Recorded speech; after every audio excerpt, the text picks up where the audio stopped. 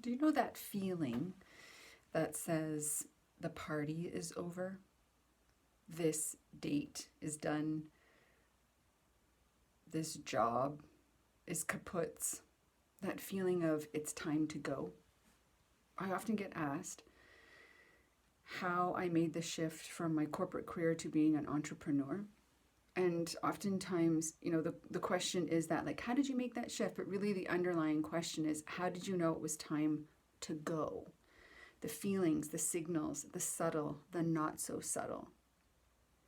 And so one of the things that I share is emotional self-awareness. So our emotions, our gut, our intuition is providing us with information all of the time. And our capacity to pay attention to that information is what informs our IQ. When we're not paying attention to that information, often we are acting or reacting in autopilot. Oftentimes we're missing really important information, and then we spiral into things like depression and burnout, or even before then, we feel boredom and we're disengaging from our work, and then we're experiencing burnout. And in burnout, what ends up happening is we completely disengage, we fall flat on our face. Sometimes what ends up happening is we're really behaving in some toxic behaviors, or we're reacting in toxic behaviors.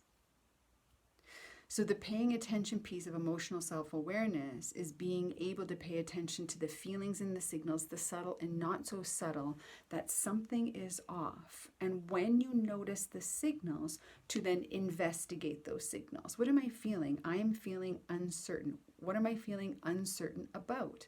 I'm feeling uncertain. And in my case, I was like, I'm feeling certain that my manager is giving me all of the information. So I'm aiming to progress a department forward and being told to keep doing that. And then every time a proposal or a pitch comes forward, it's no, no, no, no, no, no.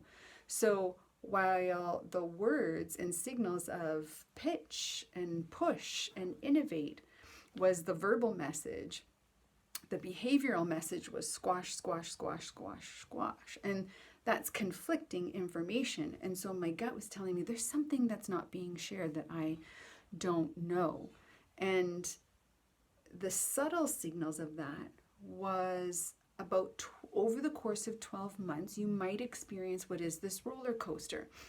It seems like things are going really well. If you're engaged in the work that you're doing, you're in flow and you're enjoying your work and you have lots of energy and excitement and passion. And then you hit a wall and you notice it's a little bit harder to get up out of bed and want to go to work. Just a little bit harder to get up and want to go to work. A little bit harder to be motivated. A little bit harder to be excited. A little bit. The subtle signals of the shift. And over the course of a year, you notice that these feelings amplify as your gut continues to tell you, hey, I gave you the subtle signal. I gave you the pebble. I've been giving you the brick. Now it's time for the boulder. And the boulder are the emotions we experience that are much more drastic, much more in the realm of that burnout, where we have nagging feelings that stay with us. Our disengagement and motivation from work is day over day over day over day. So when I started to cycle into a week, and I remember the week clearly, it was October of 2018.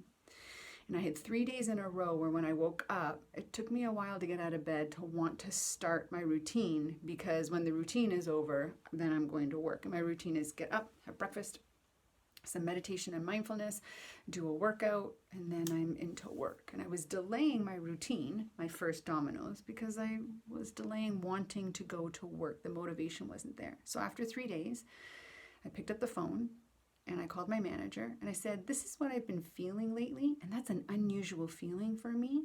So I'm following my gut that there's something that I don't know. And in that, asking the question, she informed me of the stuff I didn't know. Yes, there's a ceiling. No, you won't be able to progress here anymore in the direction that you want. And I was like, oh my God, thank you, because now I can decide what I want to do about it. And that afternoon, I put pen to paper and started to ask myself questions. Okay, so if I'm going to stay knowing that this is the ceiling, then I'm going to have to suck it up. Is sucking it up something that I do well? And it wasn't even no. It was kind of like, fuck no. Okay, so that's not an option. Next option is I can go somewhere else. I could do what I do because I enjoy doing that. I'm good at it. I know I can get paid for it. Jobs are out there. Do I want to start over in another organization? That's like the same shit, different pile, because we do all know that even though we're in another organization, the same red tape, the same shit, just a different pile. And immediately I went, hell no. And then I went, hang on a second. I might be asking the wrong questions. I'm asking from the job instead of asking from, when am I in flow? What do I do that no one else does quite like me? What can I do all day, every day with passion and motivation and interest? When do I feel jazzed up, on fire, in the zone, like the Energizer Bunny? And it was so easy to answer those questions when I'm in the space of emotional intelligence, in the space of leadership development, when I am coaching, speaking, and sharing knowledge and mentoring. All of those things in that space of emotional intelligence and leadership, that's when I'm in flow. So that's it. And it took me about 7-10 minutes to have that conversation with a piece of paper and a pen. And as soon as I went, that's the space, well, I can create that job for myself. And over 30 minutes, I build out the framework of what my business would be. And all of that is because of emotional self-awareness, of paying attention to the signals and then exploring the signals, honoring the signals as data, not a directive, but data to explore and figure out.